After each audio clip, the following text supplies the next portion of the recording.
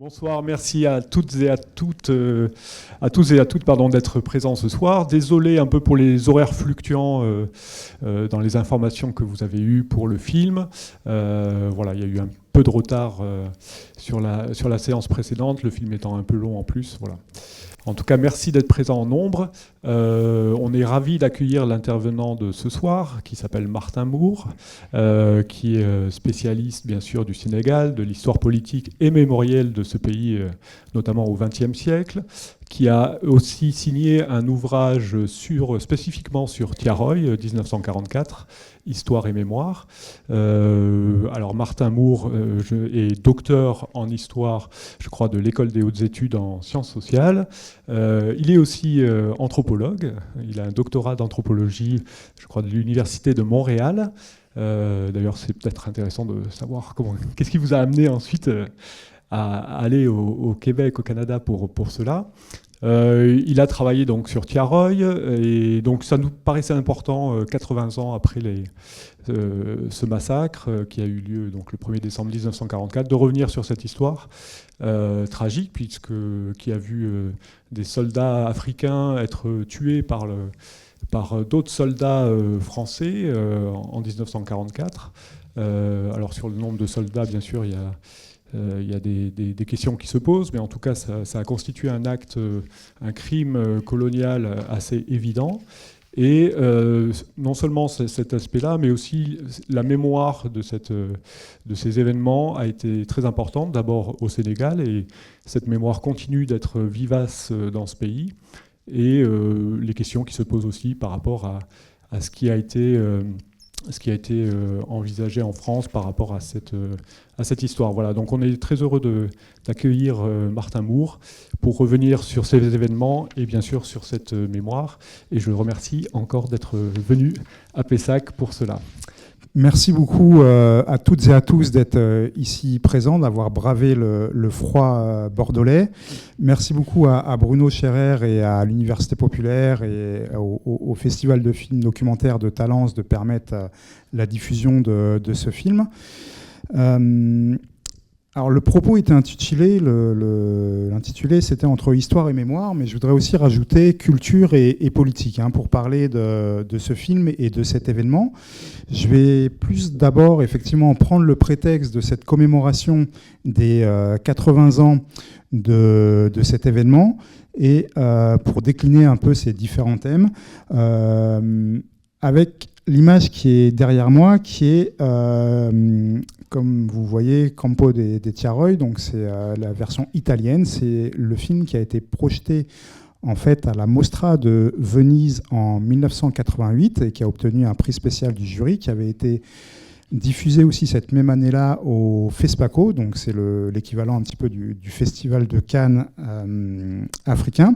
Et justement, c'est un film qui a été restauré, c'est la version restaurée qu'on vient de regarder, mais qui a été censuré entre guillemets en France, qui n'a pas été diffusé pendant presque 10 ans, donc au moment de sa sortie, de 88, il a été diffusé de manière un peu confidentielle en 98 pour la première fois, et le co-réalisateur du film, Tierno Fatisso, m'avait dit que ce film avait été présélectionné au Festival de Cannes et qu'après il n'avait pas été diffusé.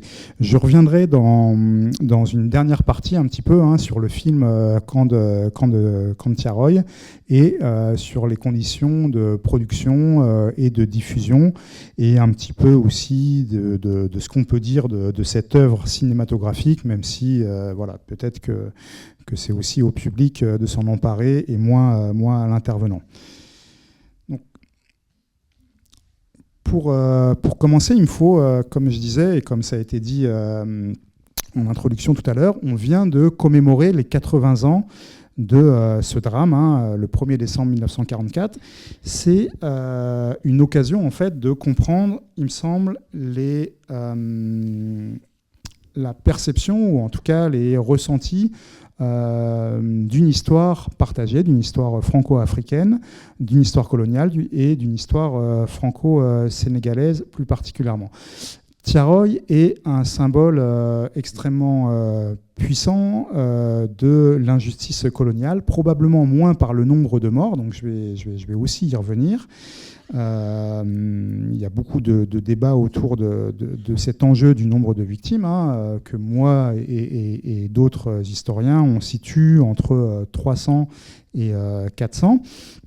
Mais c'est moins ce nombre de morts qui est important en tant que tel, mais qui n'est pas le nombre le plus important de victimes qu'on peut connaître par ailleurs, que la notion de trahison, à mon sens, de la part de la puissance coloniale à l'égard des soldats africains, des dits tirailleurs sénégalais qui venaient pas forcément du Sénégal, et plutôt d'autres pays d'Afrique de l'Ouest, du Sahel central, donc Burkina Faso et Mali actuel. C'est tu disais ça aussi en introduction. Moi, ce qui m'a conduit à m'intéresser à cet événement, il y a quasiment une vingtaine d'années maintenant, c'est un premier voyage au Sénégal, en fait, où j'ai découvert par une chanson de rap cet événement. Et ce qui m'a frappé, c'est que c'était un événement qui m'avait l'air très connu au Sénégal et complètement inconnu en France. Et de fil en aiguille, je m'en suis emparé, d'abord dans un sujet de master, puis un sujet de thèse. Et effectivement, moi, j'ai plutôt réalisé une histoire de la mémoire, donc une histoire des représentations de ce drame, depuis 1944 jusqu'à 2014, grosso modo, qui était le moment, 10 ans déjà, où j'ai soutenu ma thèse. Je m'intéresse aussi à ce qui s'est passé de manière plus concrète ce 1er décembre, et j'en parlerai tout à l'heure. Je disais en introduction que c'était un prisme un petit peu pour comprendre ce qui se jouait entre la France et l'Afrique de l'Ouest. Je pense qu'il faut en dire deux mots. On est peut-être dans ce qu'on peut appeler une nouvelle séquence mémorielle. Donc, si je prends l'actualité la plus récente, elle date de moins d'une semaine, où on a eu des déclarations du président Macron qui reprochait aux pays africains de ne pas avoir été assez remerciés pour la participation française à l'opération Barkhane. Et c'est un tweet une déclaration qui a suscité un tweet de Ségolène Royal, né au Sénégal par ailleurs, mentionnant Tiaroy. C'est surtout, de manière plus importante que Ségolène Royal, ça a suscité des réactions au Tchad, au Sénégal, où le Premier ministre, Ousmane Sonko, a rappelé en fait le rôle des soldats africains, en disant notamment que s'ils n'avaient pas été là, les Français parleraient tous allemand. Une proposition que j'examinerai un peu plus tard. Si je parle d'Ousmane Sonko, c'est qu'on est dans un espèce de contexte de revendication de souveraineté, de deuxième indépendance. C'est une expression qui est souvent employée. Tiaroy se passe en 1944, les indépendances datent de 1960. Aujourd'hui, on a cette revendication de souveraineté, notamment au Niger, au Burkina Faso, au Mali, qui sont des pays qui ont connu des coups d'État tout récemment, qui sont dans une rupture franche et massive avec la France, notamment en demandant le départ des soldats français. Ousmane Sonko, lui, est arrivé au pouvoir. Alors, Ousmane Sonko est Premier ministre sénégalais, mais c'était l'opposant principal. Il a été interdit de se présenter aux élections présidentielles de février 2024, et c'est Bassirou Diomaye Faye qui a été présenté à sa place, qui a été élu. Donc depuis mars-avril 2024, on a un nouveau pouvoir au Sénégal qui a fait de Tiaroy un enjeu extrêmement important. Dès 2017, en tant que député, Ousmane Sonko avait parlé de Tiaroy, notamment en demandant au gouvernement sénégalais de procéder à des fouilles. Donc c'est la dernière image qu'on voit, où on a des fosses communes comme ça. On ne sait pas aujourd'hui où sont les tirailleurs morts à Tiaroy. Donc ça, c'est un des enjeux les plus importants avec le nombre de morts. Depuis 6 mois, on a eu vraiment toute une série d'événements là qui ont marqué. En fait, Tiaroy a été un petit peu le centre de la relation franco-sénégalaise cette année, notamment en juin dernier, où l'ONAC, l'Office national des anciens combattants, en France, a décidé d'attribuer la mention mort pour la France à 6 tirailleurs morts à Tiaroy. Donc 6 tirailleurs qui sont identifiés dans les dossiers de l'ONAC, alors que, comme je l'ai dit, le nombre de victimes est probablement plutôt autour de 3 à 4 centaines. Évidemment, le terme même « mort pour la France » est aussi relativement choquant, et beaucoup de gens ont signalé que c'était plutôt des gens qui sont morts par la France. Ça, c'est ce que vous voyez derrière moi, c'est le tweet d'Ousmane Sonko en réaction, qui a suscité vraiment un débat extrêmement important au Sénégal. Ce qui a, dans le contexte de la commémoration à venir du 1er décembre, une commission d'historiens et d'archivistes a aussi été mise en place à la suite de ça. Et il y a quelques jours, un député sénégalais a aussi réclamé la mise en place d'une commission d'enquête parlementaire. Si Tiaroy est un événement sénégalo-sénégalais, c'est aussi très largement... Alors ça, c'est pas la bonne transition. Je continue avec les commémorations de décembre 2024 au Sénégal. Donc en fait, on a eu, voilà, ça a été vraiment un événement. Moi, j'ai eu la chance d'être, j'ai habité au Sénégal les 2 dernières années, d'assister aux commémorations. On avait des grands panneaux en ville, dans la ville de Dakar, annonçant l'événement quasiment 2-3 semaines avant, des bandeaux à la télévision. Donc voilà, c'est pour vous dire que c'est quelque chose qui touche l'ensemble de la population sénégalaise, même si, évidemment, c'est aussi un acte politique, c'est aussi un parti pris et qui peut être aussi empreint de calculs politiciens.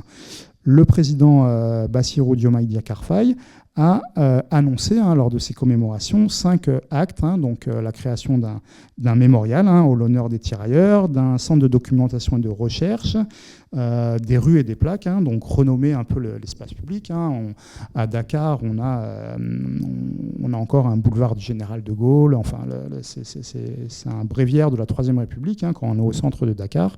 Et donc, il y a cette volonté de décoloniser l'espace public. On parle beaucoup de décoloniser les mentalités, l'espace public. Voilà, c'est aussi des enjeux qui sont là. L'enjeu est évidemment celui d'un enseignement dans les curricula de Tiaroy et de l'histoire des tirailleurs. Et la cinquième question était celle de fixer une journée commémorative au 1er décembre. Alors, Tiaroy est aussi un événement franco-français, notamment depuis une dizaine d'années, en fait, où le président normal, donc François Hollande, et le président sobre Macky Sall au Sénégal, l'ancien président. Voilà, c'est surtout une initiative de François Hollande qui a fait un premier voyage en 2012, a annoncé qu'il remettait toutes les archives dont la France dispose à Tiaroy, ce qu'il a fait 2 ans plus tard pour le 70e anniversaire, dans un discours au cimetière militaire. Donc il y a un cimetière militaire qui est à côté de Tiaroy, mais il y a 202 tombes, et c'est un cimetière qui date de la Première Guerre mondiale, et on se demande ce que les tombes contiennent. Ça, c'est un des enjeux importants. Voilà. Donc, au-delà du président normal redevenu député, la mémoire n'est pas que l'usage politique du passé, l'usage le plus politicien, entre guillemets, sans que ce soit nécessairement péjoratif, mais c'est aussi pour dire que la mémoire, elle prend toute une série d'autres chemins, notamment historiographiques. Donc on est quelques historiens à travailler sur Tiaroy. Il me faut citer notamment Armel Mabon, qui a sorti un ouvrage il y a quelques semaines, qui est venu à Bordeaux il y a quelques semaines également le présenter. Tiaroy est aussi un enjeu culturel, notamment théâtral. Il y a au moins 4 pièces de théâtre, alors pour citer d'Alexandra Badéas, Tommy Bugsy, Aïcha Euzet, Alice Carré, qui sont des pièces qui prennent Tiaroy plus ou moins comme centre de leurs propos. C'est un enjeu judiciaire et de différentes formes, et notamment sur La question, alors ce qui n'apparaît pas dans le film, mais je le dis et je reviendrai un petit peu plus tard tout à l'heure, mais à la suite du massacre, l'armée française a désigné des tirailleurs qu'elle a jugés comme étant les leaders, meneurs d'une mutinerie, et ce qui a justifié, donc ce qui a occasionné un procès militaire. Et aujourd'hui, un des enjeux juridiques est pour les descendants de ces tirailleurs qui ont été condamnés, qu'ils soient complètement amnistiés. Donc ils ont été libérés un peu plus tard, mais sous la forme d'une grâce et qui n'était donc pas une amnistie. Pardon. Enfin, on a d'autres formes de la mémoire. Hein. Donc, comme on est à Bordeaux, il me faut absolument parler de mémoire et partage, voilà, dont des représentants sont dans la salle, de Carfa Diallo, que je pense vous connaissez ici à Bordeaux, et qui a engagé un travail voilà, de popularisation de cette histoire. Qui par ailleurs, dont le père est un ancien tirailleur, qui a fait la guerre d'Indochine, il me semble, et dont une séquence est intitulée, il y a eu toute une série d'initiatives, dont une séquence est intitulée de Tiaroy à Saint-Michel. Alors Saint-Michel étant évidemment ce quartier bordelais très lié à l'immigration post-coloniale. C'est intéressant parce que Tiaroy est aussi une ville très populaire aujourd'hui de l'agglomération dakaroise. C'est pas du tout comme on voit dans le film en 1944, mais aujourd'hui c'est un quartier un peu dur voilà, en banlieue dakaroise. À la suite de ça, enfin pas à la suite, mais de manière un peu parallèle, a été mise en place une commission d'enquête parlementaire qui va commencer ses travaux prochainement, pour notamment faire la lumière sur le silence français sur Tiaroy pendant quasiment 6 ou 7 décennies.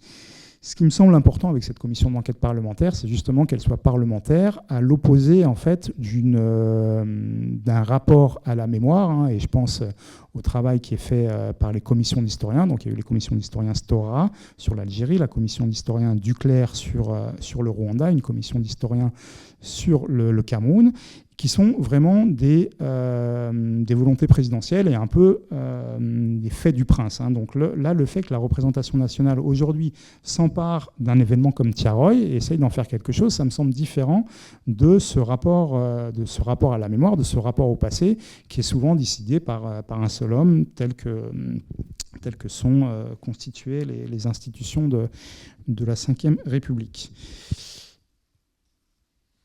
Tiaroy, c'est aussi, parler de Tiaroy aujourd'hui, c'est aussi un contexte plus général sur les tirailleurs. Donc il y a toute une série de mesures politiques qui ont été prises depuis quelques années.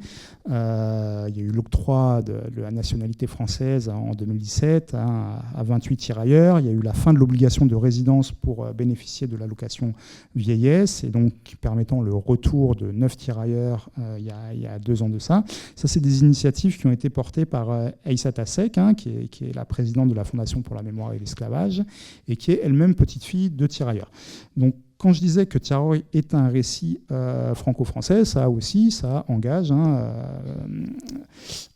l'immigration postcoloniale issue de cette histoire. Enfin, il y a eu le film Tirailleurs, dont vous avez sûrement entendu parler, avec Omar Sy, sorti également il y a 2 ans, sur les tirailleurs de la Première Guerre mondiale, et qui fait suite un petit peu au film Indigène, sorti il y a une 20aine d'années, qui avait permis de raviver tout ce débat sur les pensions, sur la cristallisation des pensions militaires.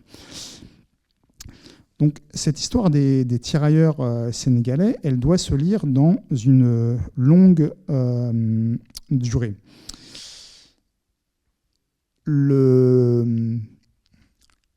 Cette photo que vous voyez là, c'est quelqu'un qui s'appelle Doudou Diallo, qui a été prisonnier de guerre, qui va être condamné à Tiaroy. Et c'est sa fille, Maïté, qui tient dans les bras, sa fille qu'il a eue avec une marraine de guerre française, blanche, et donc c'est une petite fille métisse. Doudou Diallo, ça va être l'ancien président de l'association des anciens combattants au Sénégal. Et alors là, ça c'est vraiment une intuition qui m'est venue tout à l'heure, mais est-ce que peut-être Ousmane Sembène n'a pas voulu faire une analogie entre le sergent Diatta, donc le sergent qui écoute de la musique et qu'on voit tout au long du film, et Doudou Diallo. C'est peut-être une piste, ou peut-être pas, mais en tout cas à creuser.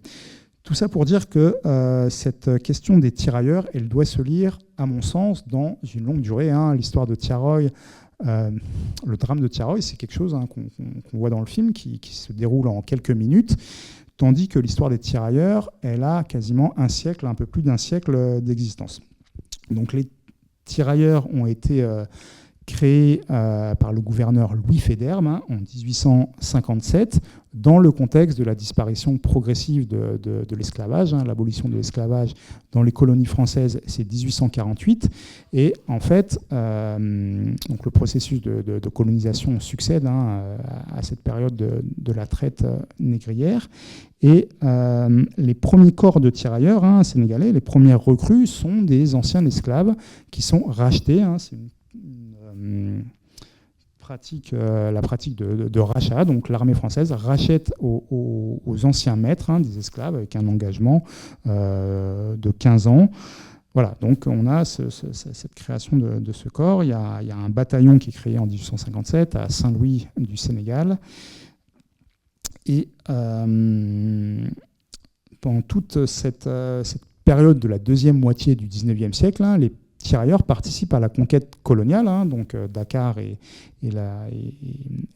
un port complètement à l'ouest de l'Afrique. Et donc la puissance coloniale, via les tirailleurs, va pénétrer dans l'intérieur des terres via ces troupes qui prennent le nom en fait à l'époque des territoires où ils sont recrutés. Donc on parle des tirailleurs Haoussa, on parle des tirailleurs daomiens, des tirailleurs nigériens, etc. En 1900, il y a une réforme institutionnelle et les troupes de marine deviennent les troupes coloniales et vont se mettre à dépendre du ministère des colonies. Donc c'est quelque chose de purement institutionnel. Et le nom tirailleur sénégalais reste. Mais dans les faits, et notamment après, notamment pendant la Première Guerre mondiale, c'est vraiment dans cette partie du milieu de l'Afrique occidentale. Donc alors je passe là direct. Voilà, on a deux grandes fédérations qui sont l'Afrique occidentale française en rose mauve et au milieu en bleu l'Afrique équatoriale française. Et les tirailleurs viennent beaucoup plus d'Afrique de l'Ouest, de l'AOF, et principalement du Soudan français, ce qui est l'actuel Mali, beaucoup de Haute-Volta, donc le Burkina Faso annuel, un petit peu du Niger. Voilà, donc il y a des quotas par territoire. Ce qui marque relativement un tournant en fait dans le rapport français à ces hommes, à l'Afrique, c'est leur participation à la Première Guerre mondiale. En tout, ça va être pas loin de 200 000 hommes qui vont être recrutés, dont plus de 134 000 qui vont être envoyés en France, ce qui est fait notable. La puissance coloniale française, seule la France, utilise ses troupes coloniales pour faire la guerre en Europe. Et ça, c'est un élément extrêmement important. Donc les tirailleurs vont s'illustrer dans certaines batailles, notamment à Verdun. En fait, il y a tout au-delà de leur qualité ou pas sur le terrain guerrier, il y a toute une série de représentations qui se créent, qui se forment à ce moment-là, et notamment qui vont être initiées par quelqu'un qui est un lieutenant-colonel à l'époque, qui va devenir général, qui s'appelle Charles Mangin, qui va écrire un ouvrage en 1910 qui s'appelle La Force Noire, qui est un ouvrage qui est rempli de stéréotypes racistes, et en fait en disant que les Africains proviennent d'une race guerrière, donc ils délimitent certains territoires, ceux dont je parlais, hein, donc ça va être les Bambara, ça va être les Mossi. Voilà, et donc il y a tout ce jeu, cette homologie entre des territoires, des ethnies, et qu'on va recruter plus durablement. En 1915, hein, autre stéréotype qui est encore d'actualité, c'est la marque Banania, hein, qui va lancer son fameux tirailleur Achéchia. Donc on est dans un autre imaginaire, hein, un autre type de racisme. Et ce qui est intéressant, ça va être la sortie de guerre. En 1900, à partir de 1918, l'ouest de l'Allemagne, hein, la Sarre, la Rhénanie, sont occupés, hein, par la puissance, par la France. Et la France va envoyer des troupes coloniales, donc notamment des tirailleurs sénégalais, ce qui va donner lieu à une campagne raciste de la presse allemande, hein, qui va parler de honte noire, en disant la honte noire est celle des Français qui utilisent des Noirs sur le sol européen, ces Noirs qui violent femmes et enfants. Il y a toute une campagne. Ce qui est intéressant, c'est que c'est une campagne qui est à destination aussi des autres puissances occidentales, que ce soit les États-Unis, la Suisse, la Grande-Bretagne, qui, grosso modo, vont embrayer, hein, aussi en disant mais pourquoi la France utilise des Africains comme ça sur le sol européen. Ce à quoi, en fait, alors, les Français vont reprendre, enfin, en tout cas, renvoyer ces troupes coloniales en France et va se mettre en place un autre type d'argumentaire qui est de dire que ces tirailleurs sont évidemment pas des sauvages et sont plutôt des grands enfants, en fait, hein. C'est-à-dire que la mission civilisatrice a fait son œuvre et que la mission civilisatrice est efficiente et que donc ces campagnes de viol n'existent pas. La presse française va aussi parler de la petite vertu des femmes allemandes, hein. Donc il y a aussi une dimension sexiste, hein, de genre, hein, qui apparaît à ce moment-là. Dans les faits, il n'y a pas eu, il y a eu des viols et des exactions, mais vraiment pas dans des proportions significatives. Donc c'est des choses qui arrivent souvent, en temps de guerre. Mais le travail de l'historien qui a beaucoup travaillé dessus ne note pas, de choses excessives, si je peux m'exprimer ainsi. Deux autres éléments rapides là, sur la question de la région bordelaise. En fait, hein, il y a aussi un lien notamment avec le camp du Cournot. Le camp du Cournot, donc, qui est dans la région bordelaise, je pense que je crois que c'est la Teste de Buch, hein, qui est là. Donc il y a un camp qui a accueilli des tirailleurs et il y a eu aussi des expérimentations médicales, hein, contre des pneumonies, qui ont occasionné une surmortalité. Donc là, on est pendant la Première Guerre mondiale. Enfin, le naufrage du paquebot Afrique en 1920, au large de Bordeaux, qui est la plus grande catastrophe maritime française, hein, où 192 tirailleurs périssent. Je ne sais plus exactement, c'est le nombre total de victimes, mais ça se compte aussi en plusieurs centaines. Voilà, donc ça fait partie des choses qui ont été relativement oubliées, hein, de la mémoire. Et c'est important de le rappeler. La sortie de la guerre, elle correspond aussi en Afrique, hein, à des promesses, hein, qui sont donc ça a vraiment modifié la structure des sociétés sénégalaises, hein. Beaucoup de tirailleurs vont occuper des rôles d'intermédiaires vis-à-vis de l'administration coloniale, hein, des rôles peut-être de chef de village, alors qu'il y avait des hiérarchies sociales qui faisaient qu'ils étaient plutôt déclassés. Donc ça va aussi créer toute une série d'ambiguïtés, hein, dans les sociétés locales. Il y a toute une série de promesses, hein, notamment d'accès à la citoyenneté, hein, qui sont promises, qui ont été un argument important dans les recrutements, notamment par un administrateur colonial sénégalais du nom de Blaise Diagne, qui a fait une grande campagne en 1918 et en promettant une égalité de droits. En fait, ce langage de l'impôt de sang, quelque part, donc si les tirailleurs participent à la guerre, ils auront des droits, ce qu'on appelle un peu l'impôt de sang, ce qui est une rhétorique politique, date un petit peu de cette époque. C'est des promesses qui ne vont pas être tenues.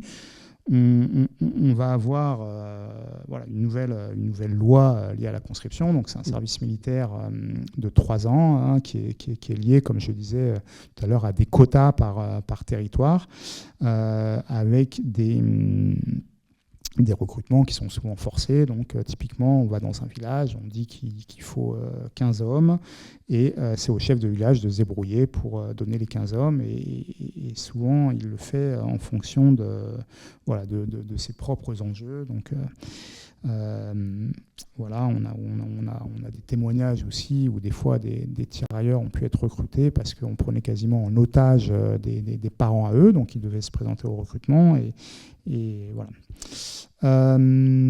Arrive 1940, les tirailleurs participent à la campagne de France, à la débâcle. Une des spécificités, c'est qu'ils vont être victimes de massacres de guerre de la part de la Wehrmacht. Il y a toute une série de massacres qui ont lieu. On compte entre 1500 et 3000 victimes, mais voilà, dans ce qui s'apparente à des crimes de guerre. Un des plus célèbres étant à Chasselet, dans la banlieue au nord de Lyon, et qui est un des plus célèbres parce qu'il a été commémoré immédiatement par les populations françaises locales qui ont inhumé en fait les tirailleurs et qui ont construit une enceinte fortifiée, un Tata. Les tirailleurs dans la Seconde Guerre mondiale. Alors, un historien a écrit un livre qui s'appelle La France libre fut africaine, et c'est très, très exact dans le sens où c'est ce que dit le sergent Diatta. C'est quand il a eu une longue tirade à un moment, quand les officiers... alors du coup, je suis en train de spoiler le film pour ceux qui viennent d'arriver, tant pis. Mais donc, voilà, il parle de ce serment de Koufra, donc du seul ralliement d'un territoire colonial à la France libre, qui est celui du Tchad, par le Guyanais Félix Éboué, à l'été 1940. Et de là va se constituer la deuxième division blindée de Leclerc, qui va se battre à Bir Hakeim, à Koufra, dans le désert libyen, qui va être...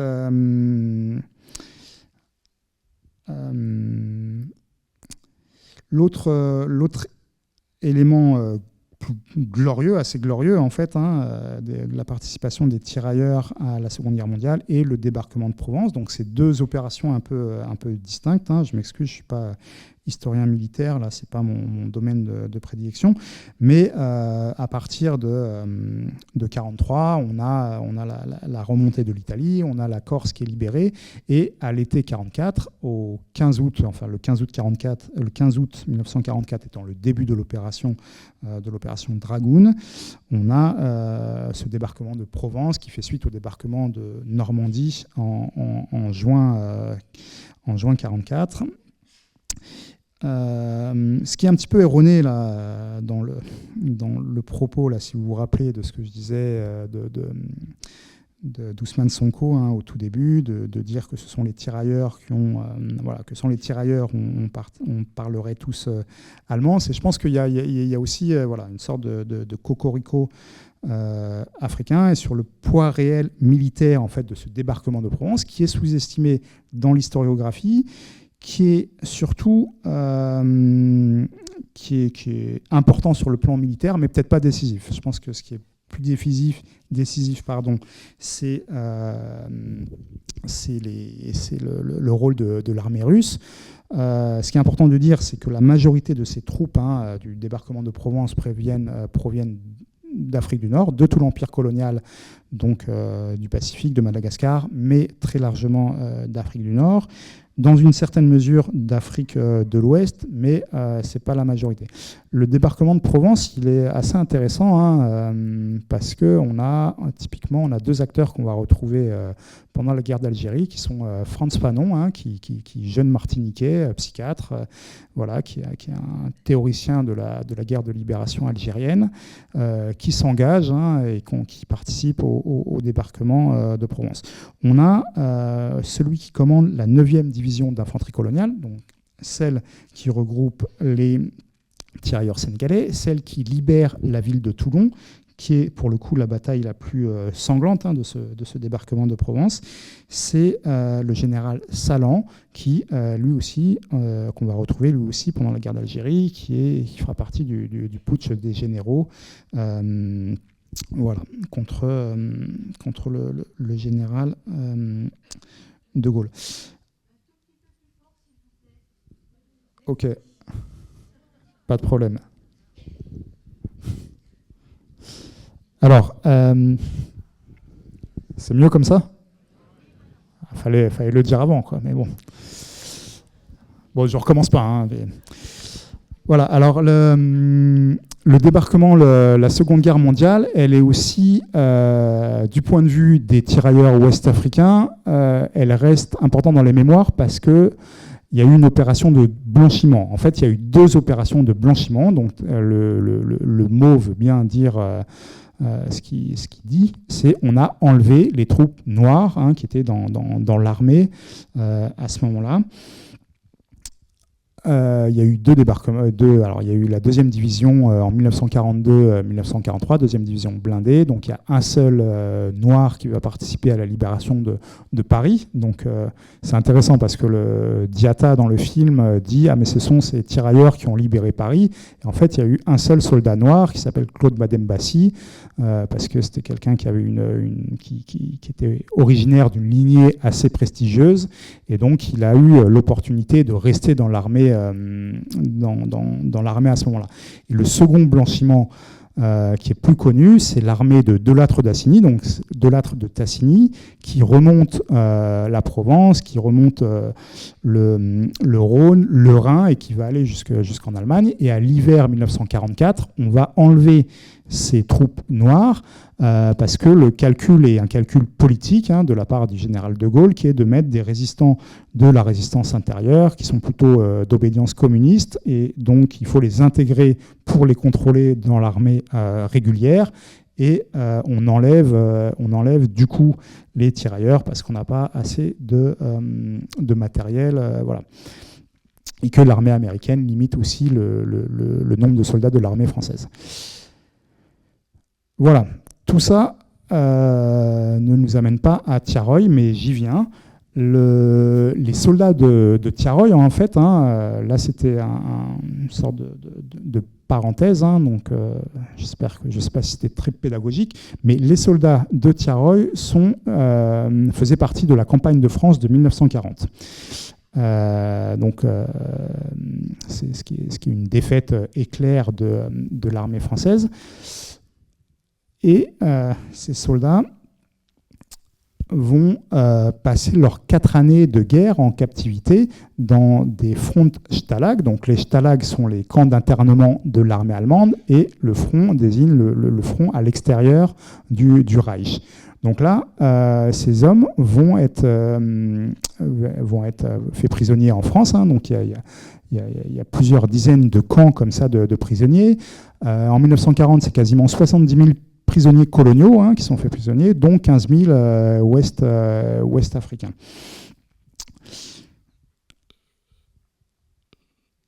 Un des tournants en fait de cet épisode, c'est à partir de fin 1942, c'est Stalingrad, la défaite de Stalingrad pour l'armée allemande, et donc le besoin pour la Wehrmacht de rapatrier ses officiers allemands sur le front de l'Est.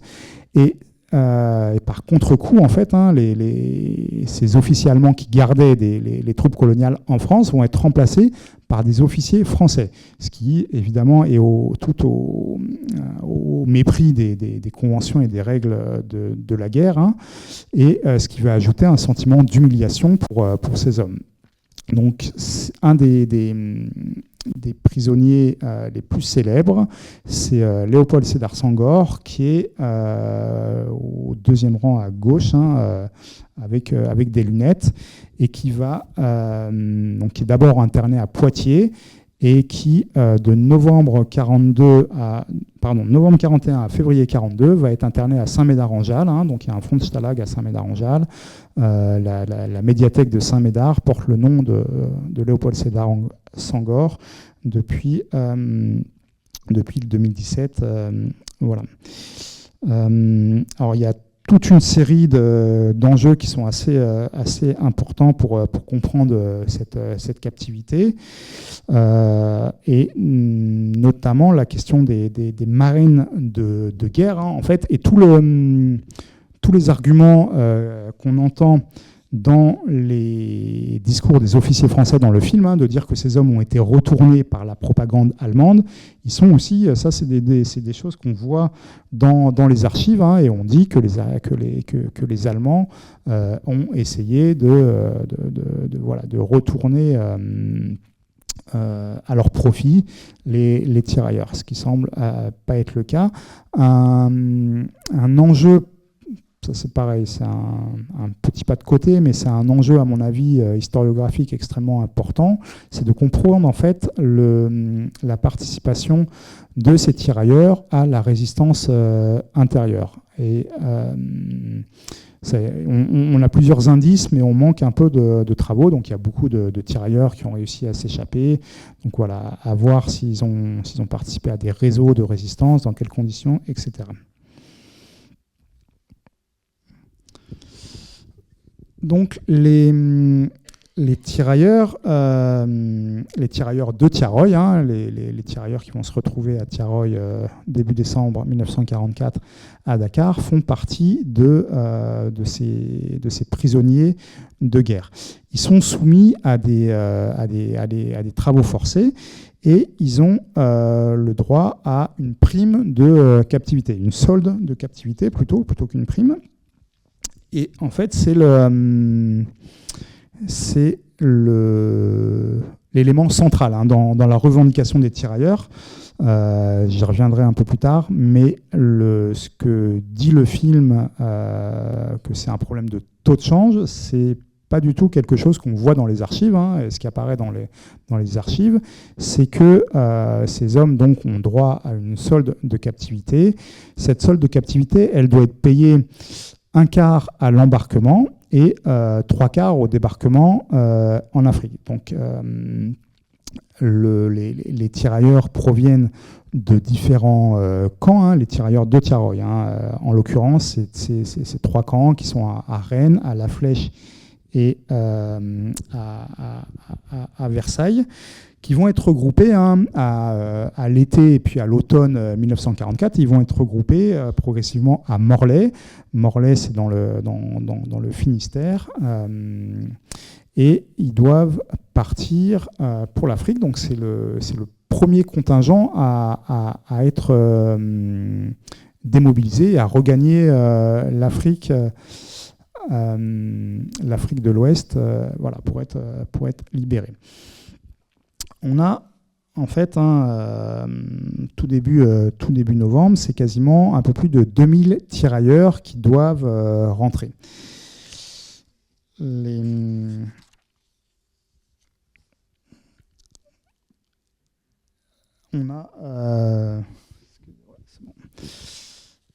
On a des premiers incidents qui vont se dérouler là, donc où on a un peu plus de 315 tirailleurs qui refusent d'embarquer sur le bateau. Alors c'est un bateau anglais qui a été affrété, qui s'appelle le Circassia, et 315 tirailleurs refusent d'embarquer, donc ils estiment ne pas avoir touché ce à quoi ils ont droit. Ils vont être déplacés un peu plus loin en Bretagne, gardés dans des conditions assez déplorables. Il va y avoir une intervention de la gendarmerie, plusieurs blessés, ça va se passer le 11 novembre, ce qui va par ailleurs choquer la population bretonne. Il y a tout un, je l'ai pas dit tout à l'heure, hein, mais il y a tout un travail aussi de réhabilitation mémorielle qui se passe actuellement à Morlaix depuis une dizaine d'années, avec des plaques, avec toute une série d'événements qui montrent comment en fait cette population, alors c'est des choses assez émouvantes parce que ça engage les descendants des Bretons qui ont eu des contacts avec les tirailleurs, en l'occurrence beaucoup de marraines de guerre, hein, donc des femmes qui ont eu des gestes de solidarité à l'égard de tirailleurs. Et aujourd'hui, on a encore des liens entre Tiaroy et Morlaix qui sont assez intéressants. Je reviens à mes tirailleurs en novembre 1944. Le bateau part le 5 novembre. Il arrive le 21 novembre à Dakar. Et là, c'est là qu'il faut être attentif.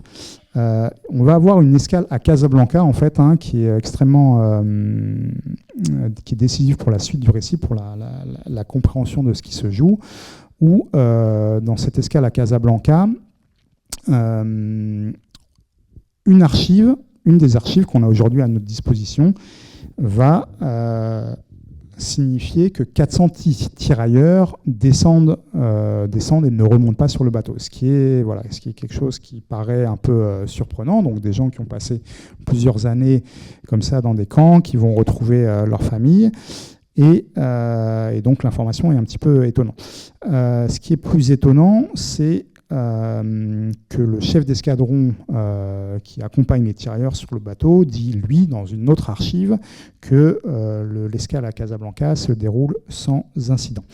Je dis ça, c'est là que c'est très important, c'est que pour moi, c'est un des éléments les plus probants, les plus massifs d'une manipulation, d'un mensonge des officiers militaires. Ce mensonge, il vise en tout cas, pour moi, c'est l'hypothèse de travail principale, à camoufler le nombre de morts. Et donc, je vais y revenir un peu plus tard, mais c'est un des éléments les plus troublants et sur lequel il n'y a pas d'explication cohérente. En tout cas, moi, je n'en vois pas. Les tirailleurs arrivent le 21 novembre. Le 27 novembre, on a ce départ qui est programmé. Donc ça, c'est quelque chose qui est vraiment dit dans le film, qu'on retrouve dans les archives. Hein. On a ce départ qui est programmé à destination de ce qu'on appelle les colonies du Sud. Donc c'est le Soudan français, Bamako, la Côte d'Ivoire, etc. Et en fait, ces hommes vont refuser de prendre le train, ce qui occasionne la visite le lendemain. C'est un peu plus de 500 tirailleurs qui doivent partir. Ils refusent. Et le lendemain, on a le général Dagnan, donc voilà, on voit là qui vient rendre visite, hein, et donc c'est extrêmement inhabituel qu'un général de division. Une division, c'est à peu près 10 000 hommes.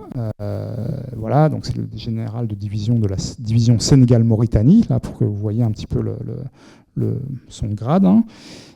Qui se déplace au camp de Tiaroy, au camp de transit de Tiaroy, et lui, dans son rapport postérieur au massacre, hein, donc le rapport du 4 décembre, il va estimer alors il a une formule un petit peu alambiquée, il va estimer que les prisonniers ont tout fait pour qu'ils deviennent le leur. Donc il ne parle pas du tout de cette de ce qu'on pourrait appeler une prise d'otage, hein, qu'on voit dans le film, mais il dit que qu'il y a une tension, que sa voiture a été encerclée. Voilà, il n'en dit pas beaucoup plus. Il dit qu'il va examiner les demandes des tirailleurs, hein, et que c'est comme ça qu'il arrive à quitter le camp, et que pour lui le régiment, hein, la troupe, est en état de rébellion. Alors pour lui, en fait, le détachement, donc est en état de rébellion, ce qui impose une opération de maintien de l'ordre. Il va en informer ses deux supérieurs, hein, qui sont le général de corps d'armée de Boisse-Boissel. Général de corps d'armée de Boisse-Boissel, c'est en gros le responsable de toute l'Afrique occidentale française au niveau militaire. Donc c'est quand même extrêmement important dans la hiérarchie militaire. Hein. Ça, je pense que c'est important. Il faut avoir conscience que ce n'est pas des officiers, des sous-officiers qui ont commis ce massacre, hein, mais que c'est vraiment les plus hautes autorités militaires françaises en Afrique. Il en informe aussi, ça c'est important, c'est un petit peu dit dans le film, hein, le gouverneur général Pierre Cournary, qui est l'autorité politique. Pierre Cournary, c'est pareil, c'est pas n'importe qui, c'est un compagnon de la Libération, donc c'est un gaulliste. Dakar a été vichiste de 1940 à 1942, fin 42, enfin même l'été 43. Et à l'été 43, c'est un gouverneur général proche de De Gaulle qui remplace Pierre Boisson, donc c'est Pierre Cournary. Par contre, les autorités militaires, hein, qui sont restées en place, et ça c'est des choses qui sont dites aussi dans le film, beaucoup d'officiers n'ont pas fait la guerre, beaucoup d'officiers sont restés proches de Vichy, hein, dans un contexte où l'armée française est aussi en décomposition, hein, pendant toute la Seconde Guerre mondiale. Mais en tout cas, c'est vraiment pas des gens qui se sont engagés côté gaulliste ou dans la résistance.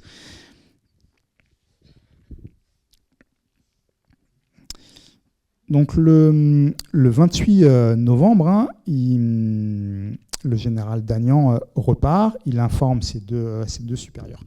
Il va... Donc, dans le film, c'est dit que la prise d'otage, entre guillemets, aurait lieu le 30 novembre, et là, on est plutôt 2 jours plus tôt. Pendant ces 2 jours, voilà, donc on a des choses qui nous sont assez mystérieuses, hein, du point de vue de l'historien. Qu'est-ce qui se joue? Quelle est la chaîne de commandement? Une des questions les plus intéressantes, hein, à mon avis, et qui n'est pas complètement résolue, c'est l'accord ou pas de Paris. Hein, donc on a dans les archives des télégrammes qui sont envoyés depuis Dakar. On n'a pas les réponses de Paris.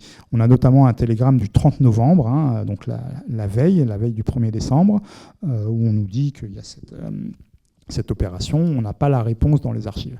Le général de Gaulle, hein, qui est le chef de la France libre, hein, en décembre 1944, c'est évidemment lui, voilà, tout l'enjeu se concentre un peu sur la personne, sur sa personne, et en voyage pour Moscou. Moi, mon hypothèse, c'est qu'il n'a pas forcément été informé de ce qui se tramait à Dakar. Mon hypothèse est plutôt que c'est les officiers à Dakar qui mettent un petit peu Paris devant le fait accompli. Ce qui est sûr, c'est qu'après la répression, Paris va couvrir, hein, la répression. Il va y avoir des sanctions un petit peu déguisées contre les officiers, mais enfin, ça reste très léger, et de manière générale, il y a voilà. Comme je l'ai dit, il y a un procès militaire qui va se tenir en mars 1945, et donc des tirailleurs vont être condamnés. J'en reviens aux quelques heures, hein, de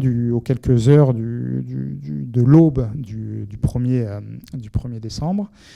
On a plus de 1000 hommes, hein, donc grosso modo toutes les forces un peu valides de la colonie, donc d'autres tirailleurs, hein, qui sont mobilisés, encadrés par des sous-officiers et officiers blancs.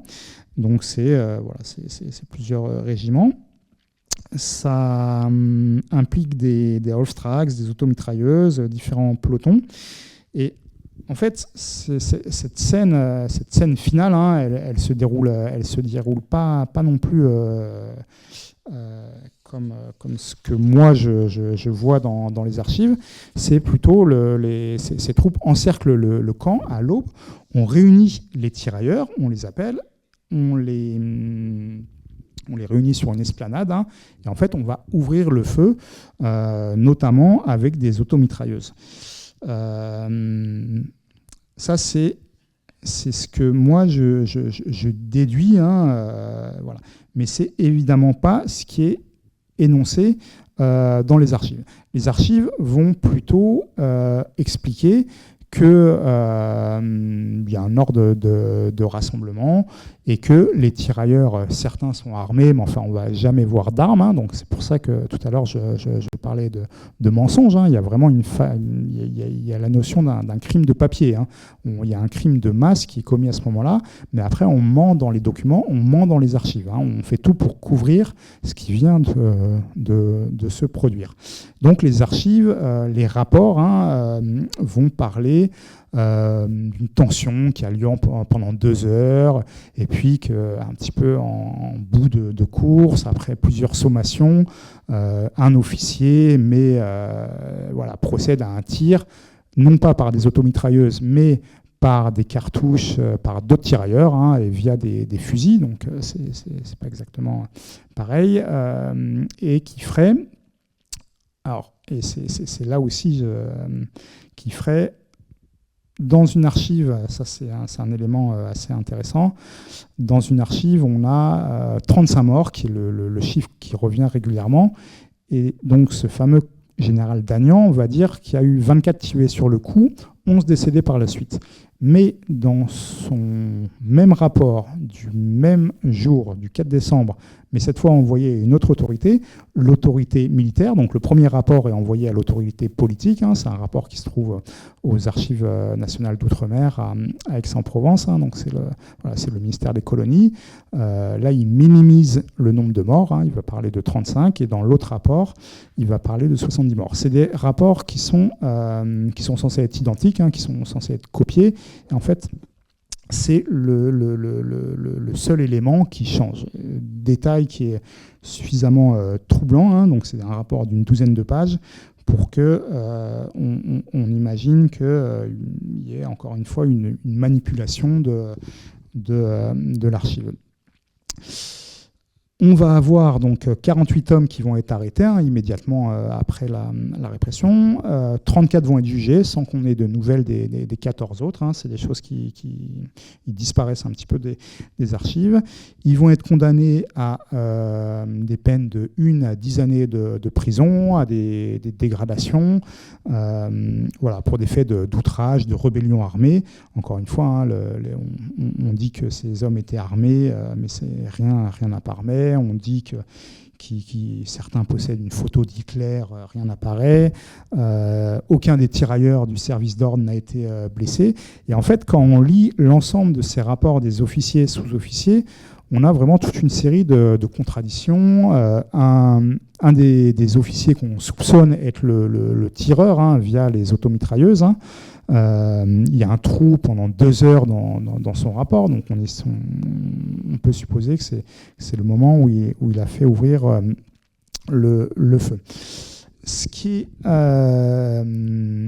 assez important, en fait, c'est que ce procès qui va avoir lieu en mars 1945 au tribunal militaire, donc c'est vous connaissez, il y a une formule qui dit que la justice militaire est à la justice ce qu'est la musique militaire à la musique, donc c'est pas de la justice. Ces hommes n'ont pas de défense, ils sont pas entendus, on ne sait même pas s'il y a un traducteur en français, ça se passe en 2 jours, enfin voilà, il n'y a rien qui va. Mais ce qui est intéressant, c'est qu'on a quand même toute une instruction pendant 1 mois, avec toute une série de paroles des tirailleurs. Et ça, c'est l'enjeu fondamental pour l'historien, c'est de pouvoir croiser ces sources. Et là, on n'a plus seulement le discours des officiers, mais on a celui des tirailleurs qui ont été arrêtés, qui sont dans un moment où ils déposent, ils sont potentiellement passibles de la peine de mort, on est encore en période de guerre, et ils vont expliquer un récit tout autre que celui des officiers, et notamment qu'eux se réveillent ce matin du 1er décembre, qu'ils sont réunis, qu'il y a un ordre de rassemblement, et là ils décrivent un peu des scènes où on tire sur eux.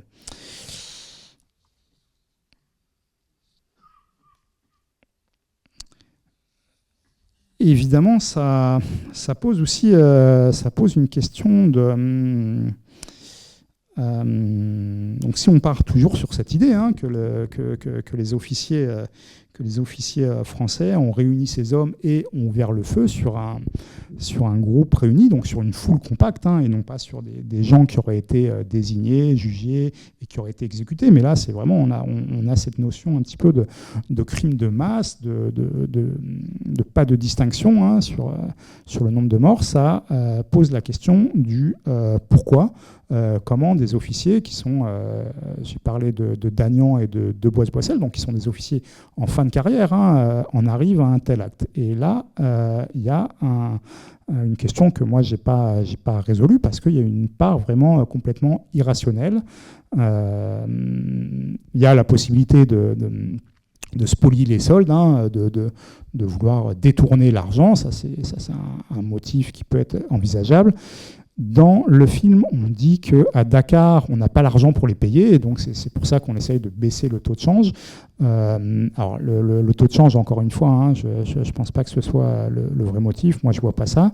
Et on a par contre une déclaration dans les archives d'un intendant qui dit que l'argent était là. Donc voilà, donc la question de détourner l'argent, c'est pas le plus probant. La question d'un acte un petit peu irrationnel, d'un espèce de truc de coup de folie d'un officier, de plusieurs officiers, je pense que voilà, moi j'en arrive un petit peu à cette conclusion, mais c'est vrai que c'est des choses qui mériteraient d'être creusées. Quand je dis que le nombre de 300 à 400 morts est un chiffre qui est très plausible, je vous ai parlé tout à l'heure des disparus, entre guillemets, de Casablanca, donc de cette espèce de truc complètement illogique et qui n'a pas de sens. Ousmane Sembène dira dans une interview 380. Alors je ne sais pas d'où il tient ça, mais en tout cas c'est quelque chose qu'il énonce. Il y a autre élément de convergence, c'est le nombre de cartouches tirées. Donc on n'a pas tous les rapports de toutes les unités présentes, mais dans une des unités, le 7e régiment de tirailleurs sénégalais, on a 512 cartouches qui sont tirées de plusieurs armes différentes. Voilà. Donc en tout cas, moi je pense que cette appréciation de plusieurs centaines est quelque chose je ne m'avance pas plus, mais pour moi c'est l'hypothèse, c'est le chiffre le plus plausible. Les tirailleurs qui vont être condamnés, alors là vous avez Antoine Habibou, qui est un tirailleur d'origine togolaise, qui va être recruté au Dahomey, donc ce qui est l'actuel Bénin, qui est un des plus lourdement condamnés. Ils sont 6 à être condamnés à 10 ans de prison. Et son fils qui vit en France, donc lui a eu des enfants avec une femme française, et un de ses enfants, l'aîné, se bat depuis des années et des années pour que la grâce amnistiante, la libération, soit transformée en amnistie, et donc que l'honneur de son père soit lavé. La libération, elle intervient en 1947. Donc il y a une vraie mobilisation en fait, de la classe politique. Il y a une classe politique qui commence à émerger au Sénégal. Il y a des députés partout en Afrique qui sont élus pour la première fois à l'Assemblée nationale. Et donc, Thiaroye devient un fait politique important. On a une visite de Vincent Auriol, président de la République, en 1947. Donc, c'est le moment où il y a une violente répression. Et là, ça se compte en dizaines de milliers de morts à Madagascar. Donc la libération des prisonniers de Thiaroye est un geste politique pour éviter qu'il y ait une contagion.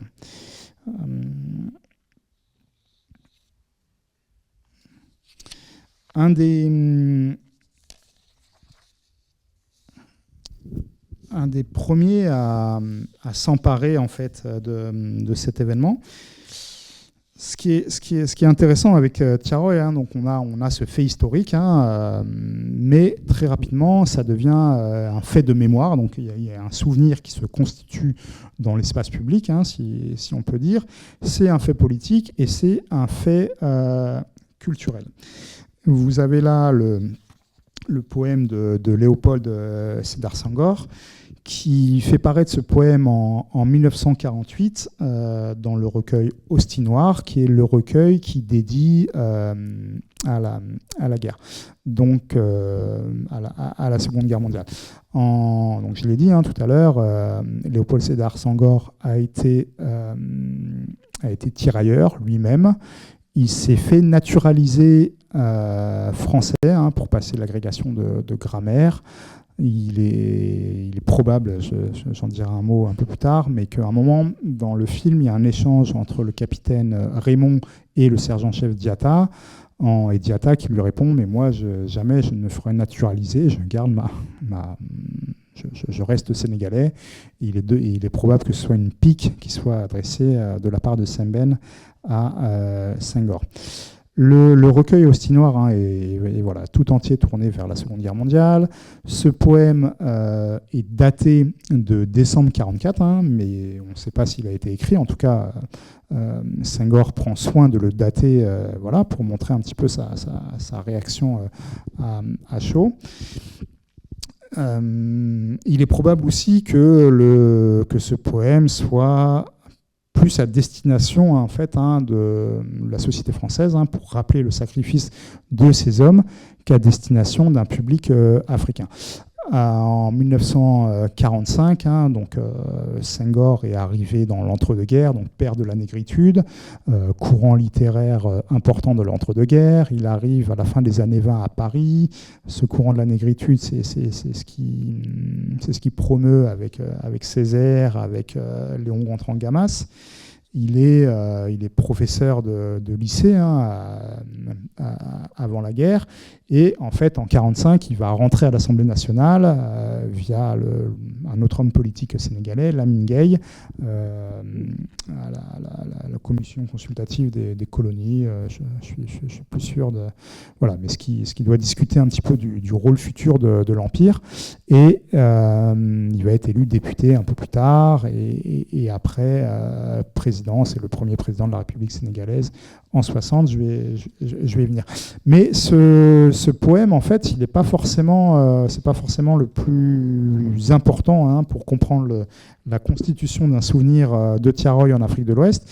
Ce qui est plus important, c'est un autre poème qui est celui de Fodéba Keïta. Alors Fodéba Keïta, c'est un personnage extrêmement intéressant, qui est le créateur. Alors le poème s'appelle Aube africaine. Aube africaine, c'est quelque chose, donc la notion de l'aube, le massacre de Tiaroy se déroule à l'aube, comme on le voit, non pas en pleine nuit, mais un peu plus tard. Et beaucoup d'œuvres littéraires vont reprendre ce terme de l'aube, l'aube de sang, l'aube africaine, Njel en aube, ce qui signifie aube en wolof. Fodéba Keïta, c'est le fondateur des ballets africains, donc c'est une troupe de théâtre qui met en avant la culture africaine, la danse africaine, extrêmement populaire au début des années 50. Le poème Aube africaine, il est intéressant aussi parce qu'il est d'abord édité sur disque. Et en fait, il circule en Afrique de l'Ouest via ce support sonore, et il est appris, récité par cœur, déclamé, etc. Et donc, il y a comme ça une espèce de circulation orale de la mémoire de Tiaroy. Fodéba Keïta, c'est enfin quelqu'un aussi d'intéressant, parce que il a ce disque va être interdit par le gouverneur général, de l'AOF, et c'est le seul disque. Alors il y a Aube africaine et il y a un autre disque de Fodéba Keïta, Samori, qui seront interdits par le gouverneur général. C'est les seuls supports dans toute la période coloniale en Afrique de l'Ouest qui ont été interdits. Il est aussi intéressant, Fodéba Keïta, il va être le premier ministre de la Défense sous Sékou Touré en 1958. Il va mourir dans Sékou Touré qui va devenir un dictateur, mais qui est en 58 un espèce de héros parce que c'est celui qui dit non à De Gaulle, donc il suscite un espoir. Fodéba Keïta a ce rôle de ministre de la Défense, ministre de l'Intérieur, et il va être exécuté par ce même Sékou Touré. Il a, si je reviens sur le poème qui est plus une comptine en fait déclamée, c'est quelque chose qui va être repris par plusieurs œuvres ensuite, dont celle de Boris Boubacar Diop, qui est un des écrivains les plus célèbres actuellement en Afrique, et aussi quelqu'un qui s'appelle Rachid Bouchareb, dans un petit dessin animé sur Tiaroy, Rachid Bouchareb étant le réalisateur du film Indigène. Donc il y a toute une intertextualité en fait de ce poème. Dans les années fin 40, début 50, il y a toute une série de pèlerinages qui sont organisés au cimetière. Parce que le cimetière est à côté du camp, même si on ne sait pas qui sont enterrés dedans. En 58, on a une grande tournée du général de Gaulle pour l'adhésion. Donc on a une réforme institutionnelle. En 46, l'Afrique occidentale française devient l'Union française, et en 58, ça devient la Communauté française. Et donc, à la suite du retour de Gaulle au pouvoir, on a une tournée comme ça dans toute l'Afrique. Donc, en Guinée, Sékou Touré lui dit qu'il préfère l'esclavage dans la pauvreté plutôt que la liberté dans l'esclavage plutôt que la richesse dans le... Voilà, vous avez compris. C'est dur, 1 heure. Alors, et ça, c'est ce qu'on appelle l'épisode des porteurs de pancartes. Donc ça, c'est une manifestation de la jeunesse étudiante sénégalaise, dans ce qui va être ce qui est la place principale à Dakar, où De Gaulle fait son discours. Et en fait,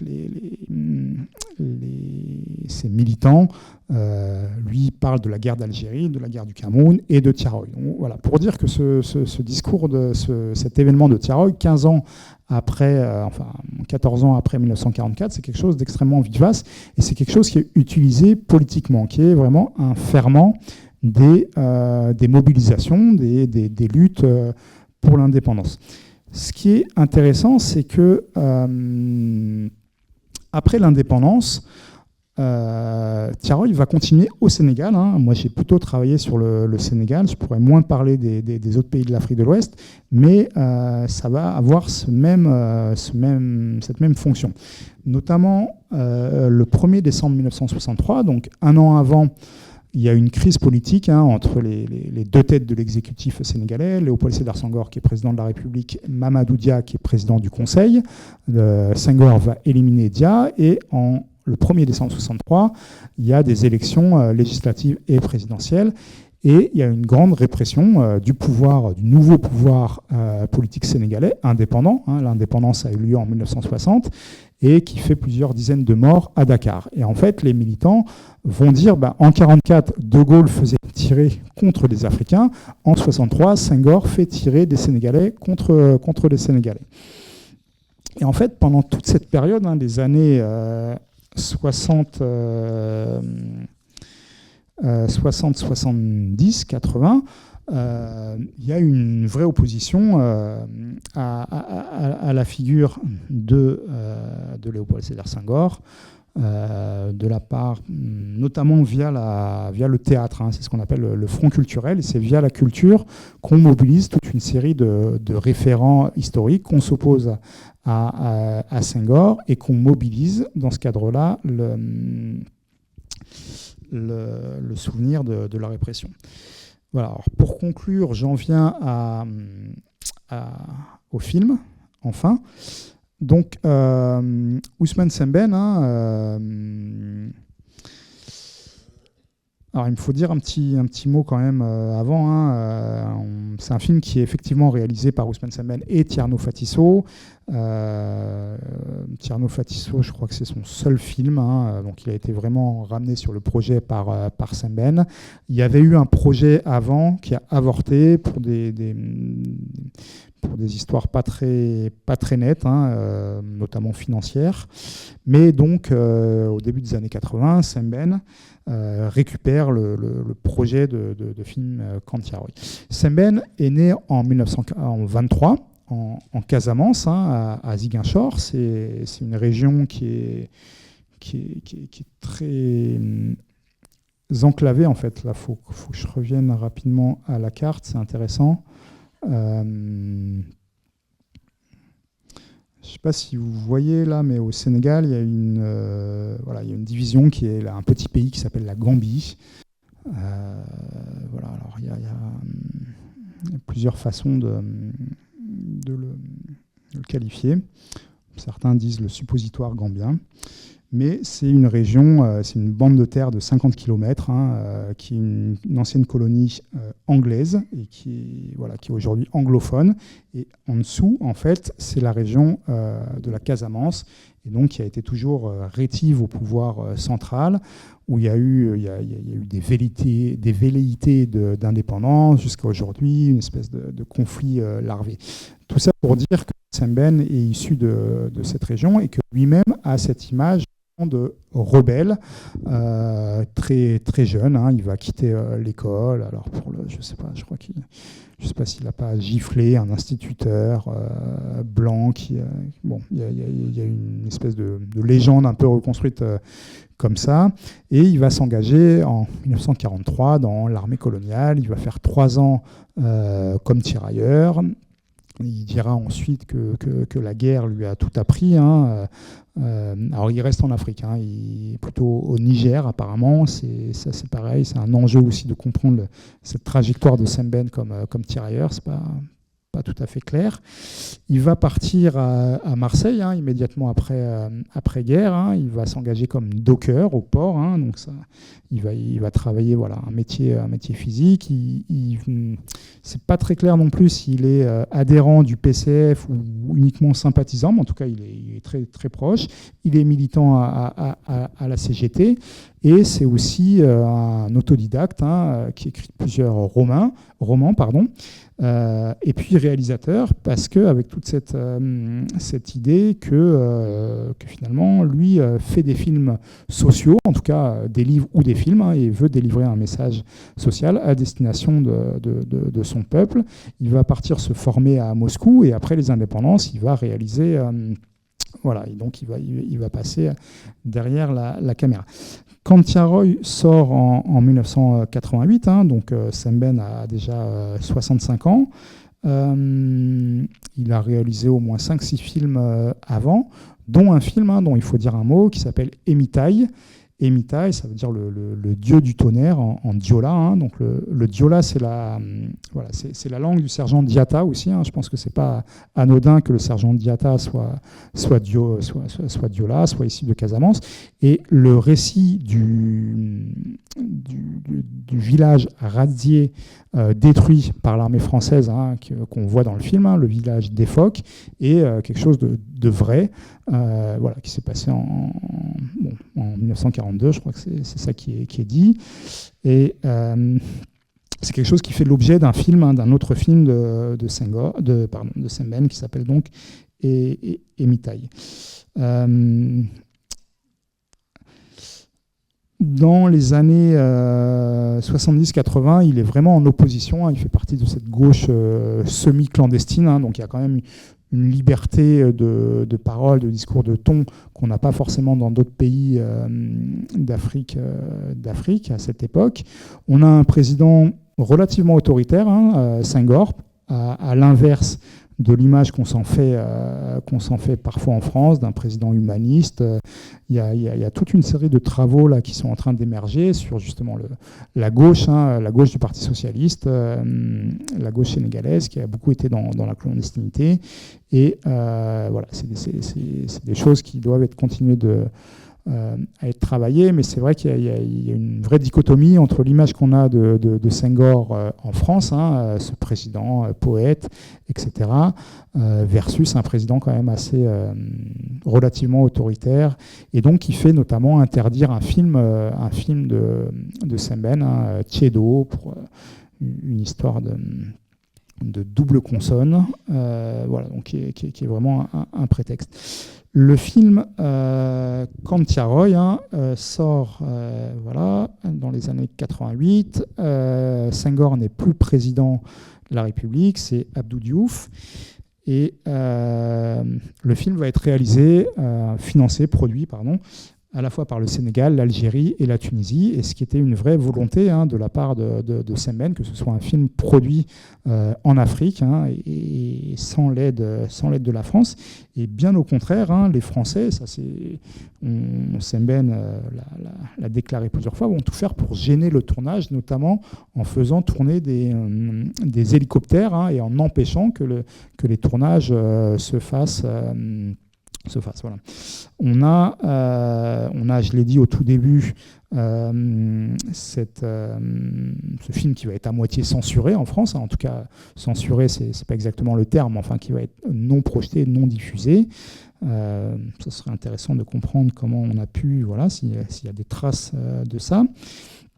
On a même un film qui va être retiré brusquement de l'affiche au Sénégal. Donc c'est un film où Abdou Diouf, le président sénégalais, assiste à la première dans le grand théâtre de Dakar. L'hymne national est joué, donc c'est quand même vraiment un événement.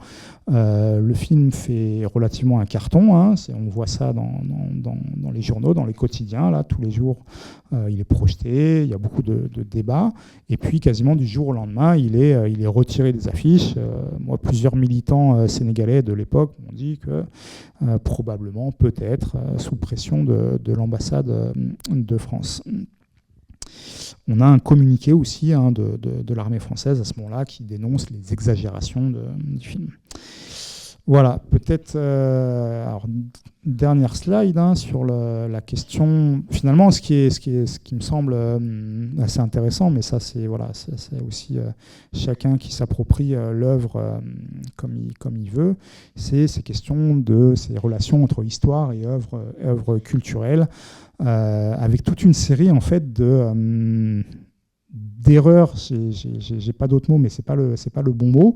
Mais en tout cas, des choses qui sont où Semben est quelqu'un qui se documente beaucoup. Alors, on ne sait pas comment, moi je ne sais pas comment il s'est documenté historiquement pour la réalisation de ce film. On a eu avant, j'en ai parlé, il y avait eu un scénario qui avait été fait, qui avait obtenu un financement, et là, pour le coup, il y avait un historien amateur qui s'est beaucoup déplacé en banlieue, qui a recueilli des témoignages de tirailleurs, qui a été voir les archives, la presse, qui avait fait vraiment un travail assez intéressant, qui serait impossible à faire aujourd'hui. Et voilà. Mais comment Semben s'est lui-même documenté, ça reste un petit peu un vrai sujet. Il y a peut-être alors les trois choses, que moi je voudrais pas que vous repartiez de ce film et de cette conférence avec ça en tête sur ce qui s'est réellement passé. C'est à la fois cette prise d'otage de Dagnan, qui donc, en tout cas dans les archives, ne se passe pas comme ça. C'est la question du taux de change, qui est pas la question, mais la question est celle du paiement du rappel de solde de captivité. Et des pécules et d'autres indemnités. Et le troisième élément qui est romancé, c'est la présence d'Américains noirs à Dakar à ce moment-là. Je pense que ça n'a pas pu exister, mais en tout cas, moi, je pense que c'est assez intéressant. parce que ça engage tout, et notamment le dialogue qu'il a avec ce sous-officier américain à la fin, quand il vient lui rendre ses lunettes, c'est peut-être un des passages les plus intéressants du film. Hein. Donc moi, je l'ai mis panafricanisme versus communisme. En fait, cette notion de panafricanisme, elle est présente dans tout le film. Donc le fait qu'il y ait le panafricanisme, hein, pour le dire rapidement, c'est de penser qu'il y a une unité, il y a un combat politique des populations africaines qui émergent dans la diaspora, dans la traite négrière, hein, donc à partir du 19e siècle, hein, et notamment l'acte fondateur étant l'indépendance d'Haïti en 1804. Donc c'est un combat qui concerne ce qui concerne la diaspora, donc les Noirs américains, là, en l'occurrence, victimes de la traite négrière. Ils vont citer dans ce passage, dans ce dialogue entre les deux, hein, des figures comme Langston Hughes, Marcus Garvey, qui sont des figures éminemment panafricaines. Le fait que les personnages du film, hein, s'appellent Gabon, Congo, Niger, est évidemment une manière de désigner toute l'Afrique. Et le personnage le plus important, hein, du film, c'est pas forcément Diatta, c'est peut-être Pays. Pays qui est censé symboliser l'Afrique entière, hein, par le terme même. Et ça m'a été dit par Tierno Fatisso, hein, dans un entretien. Pays qui est donc muet. Et voilà. Et après, là, on peut faire toute une série de métaphores, hein, sur l'Afrique qui voit. Hein. Donc on voit que Pays est malade, perturbé par les horreurs qu'il a vues. Mais en même temps, c'est celui qui sait à la fin que les Français vont arriver pour tuer tout le monde. Donc c'est quelque part, si on veut faire une métaphore, c'est l'Afrique qui est muette, mais qui voit un petit peu, hein, le sort qui lui est infligé. La question du communisme, elle est intéressante aussi. Alors elle est énoncée, évidemment, ça, je ne pense pas qu'il y ait eu un officier comme le capitaine Raymond qui soit communiste. Ça, on voit aussi la question de la fiction. Donc à un moment, voilà, avec ce terme qui est écrit, communiste, c'est quelque chose qui revient à plusieurs fois. Elle est intéressante dans la question un peu peut-être d'une perception, conscience des tirailleurs qu'ils ont acquis à ce moment-là, et dans cette lutte peut-être plus syndicale que politique, en fait. Hein. Ça, c'est aussi une interprétation qu'on peut faire, hein. C'est que ces hommes ne se battent pas pour l'indépendance du Sénégal, mais ils se battent pour leurs droits. Et notamment dans le fait que finalement, ce n'est pas Diatta, hein, qui est le plus éduqué, qui va être choisi pour être le délégué des tirailleurs à la fin, mais c'est Diarra. Donc voilà. Voilà, donc je pense qu'il y a cette notion, hein, de panafricanisme, de communisme, que Sembène suggère, hein, et en tout cas, c'est des choses qui lui sont chères. Il y a aussi, enfin, tout dernier point, c'est la question de... Donc, Tiaroy sera en fait le dernier film à caractère historique de Sembène, hein. Il va faire 3 autres films après. Il a toujours eu le projet de faire un film sur Samori Touré. Donc Samori Touré, c'est une figure contestée du 19e siècle ouest-africain, mais qui est très largement considéré comme un héros à la résistance coloniale.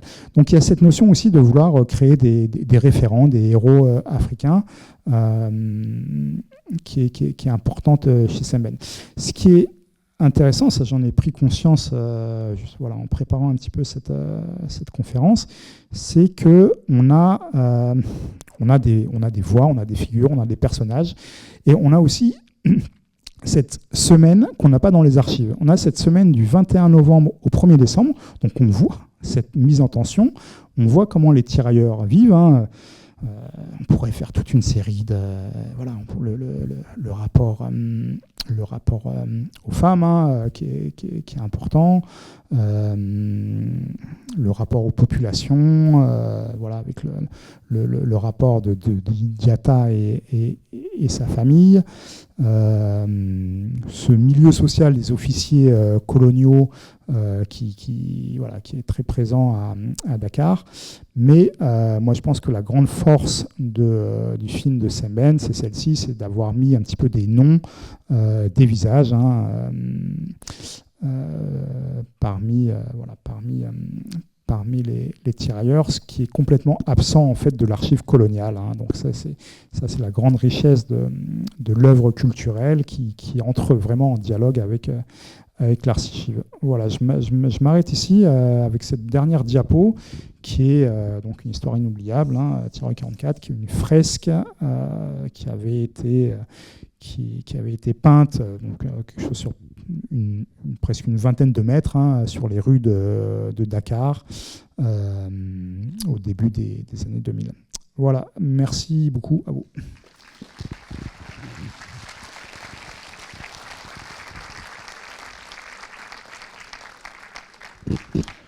Merci beaucoup à Martin Moore. Alors, je ne sais pas s'il nous reste du temps pour les questions. N'hésitez pas si vous voulez en poser une. Ouais. Je vous donne le micro tout de suite. On va faire rapide.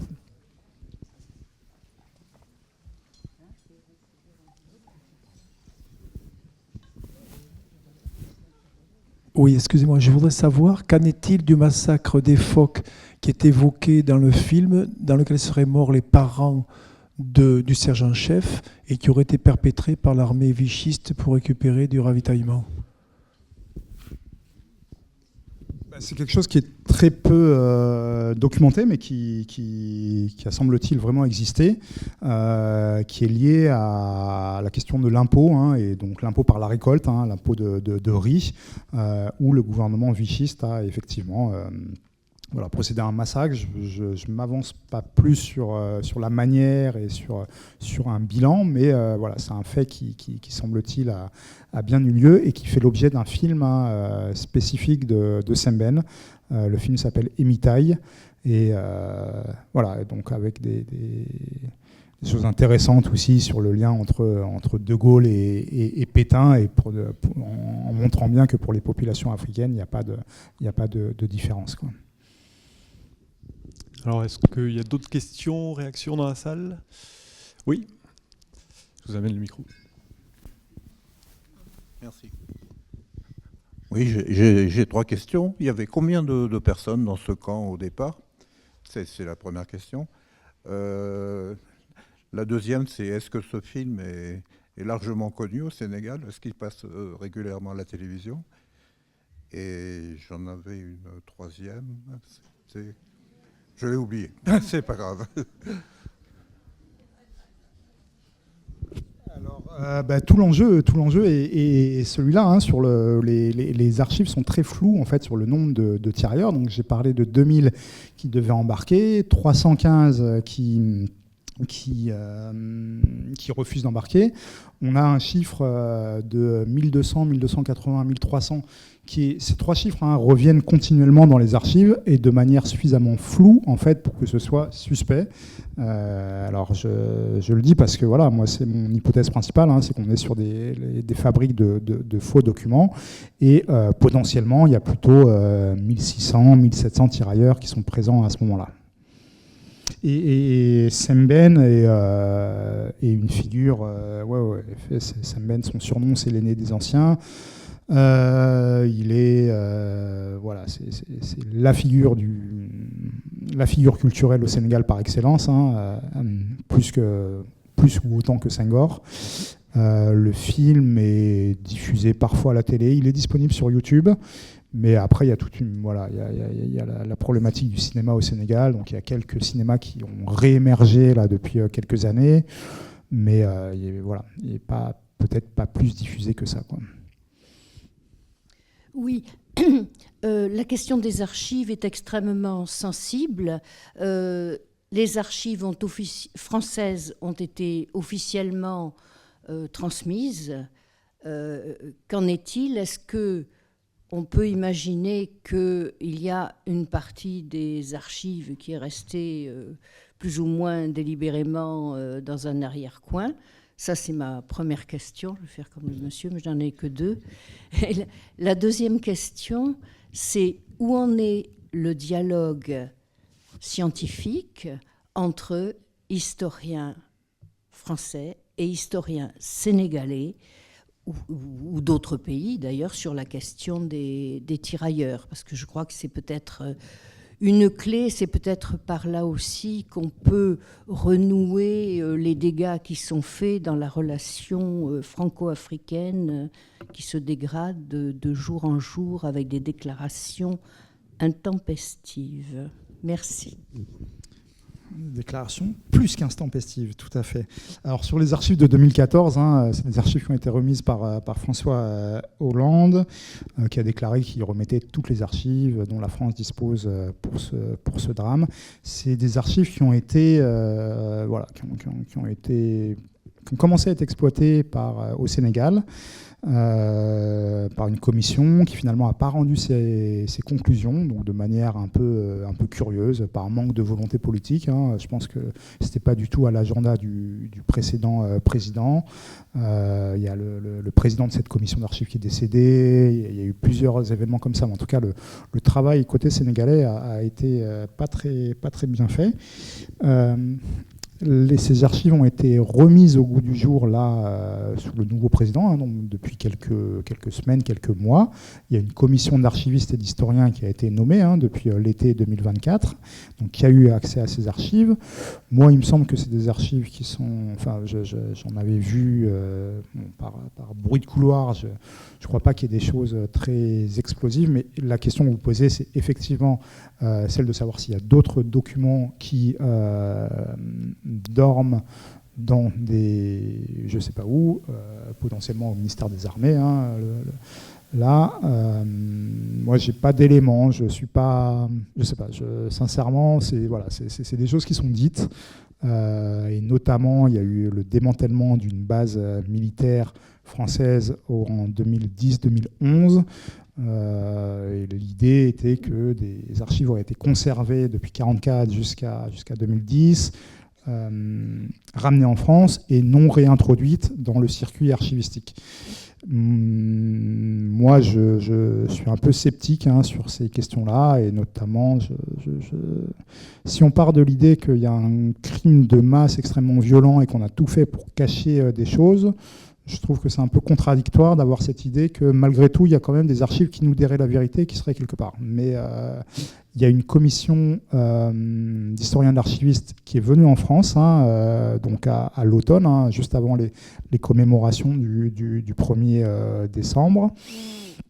À mon regret, des collègues non spécialistes de Tiaroy, donc des gens qui avaient certaines positions au Sénégal, qui sont venus en France, qui ont vu des choses, mais qui ne sont pas forcément ni spécialistes de la France contemporaine, des armées, et ni des tirailleurs. Donc voilà, c'est un petit peu compliqué. Il y a, dans le cadre des gestes qui sont faits par le gouvernement sénégalais, j'ai l'impression que l'impulsion est plutôt du côté sénégalais. Et donc, plus largement, il y a une commission sur Tiaroy, il y a un livre blanc qui doit être rendu en avril 2025, et donc il y a des historiens français et sénégalais. Moi, je fais partie de cette commission, mais il y a toujours cet enjeu en fait du politique et du scientifique, et évidemment le politique veut des résultats, veut dire des choses. J'ai parlé du Premier ministre Ousmane Sonko, qui est aussi dans son rôle, qui a aussi un intérêt à faire telle ou telle déclaration. Je ne suis pas sûr que d'un point de vue de la recherche scientifique la plus sereine possible, on doive être pris par cet agenda politique. Mais évidemment que moi, je souhaite qu'il y ait des postes qui soient créés, qu'il y ait de l'argent qui soit mis à disposition, qu'on travaille, qu'on essaye de recenser la mémoire des derniers tirailleurs qui sont en train de disparaître, et qu'il y ait des programmes un peu sur le long terme qui soient mis en place. Merci. Alors, comme l'heure avance, on va prendre la dernière question. Vous avez parlé d'amnistie et de grâce de ces tirailleurs condamnés en 1945. Aujourd'hui, il ne doit pas y en avoir beaucoup d'encore vivants. Et comment donc organise-t-on une amnistie ou une grâce de gens qui ne sont plus vivants? Et qui a eu cette idée? L'idée, elle est, c'est les descendants de tirailleurs qui ont eu. Là, je vous ai montré Yves Abibou. Là, c'est son fils. C'est son fils qui s'est battu, qui se bat pour que l'honneur de son père soit rétabli, même à titre posthume, et qu'il n'y ait plus cette condamnation. A priori, il n'y a plus aucun tirailleur présent à Tireuil, effectivement, encore en vie. Mais je pense que voilà, sur le plan symbolique, c'est quelque chose d'important. Alors moi, j'ai pas d'avis si c'est quelque chose que l'État français... Alors là, apparemment, c'est quand même quelque chose d'assez exceptionnel en termes de procédure juridique. C'est potentiellement le garde des Sceaux qui devrait être saisi. Il y a eu toute une série depuis une dizaine d'années de procédures juridiques. Je crois que en dernière instance, la Cour de cassation a débouté la demande, mais quand même sur des motifs très, très spécieux, notamment en disant que c'était à l'État sénégalais de s'emparer de ça, État sénégalais qui n'existait pas en 1944, en disant qu'aucun élément nouveau n'était apparu pour finalement remettre en cause le jugement du tribunal militaire de 1945. Donc voilà, il y a quand même toute une série d'arguments qui sont très, très spécieux. Il y a une autre démarche juridique, ça c'en est une, mais il y en a plusieurs, qui est notamment fait par le fils d'une victime, et non pas le fils d'un condamné, mais au Sénégal, pour réclamer le rappel de solde. Voilà, et le ministère des Armées semble reculer, pareil, avec des arguties. Voilà. Très bien. Merci beaucoup en tout cas à Martin Moore.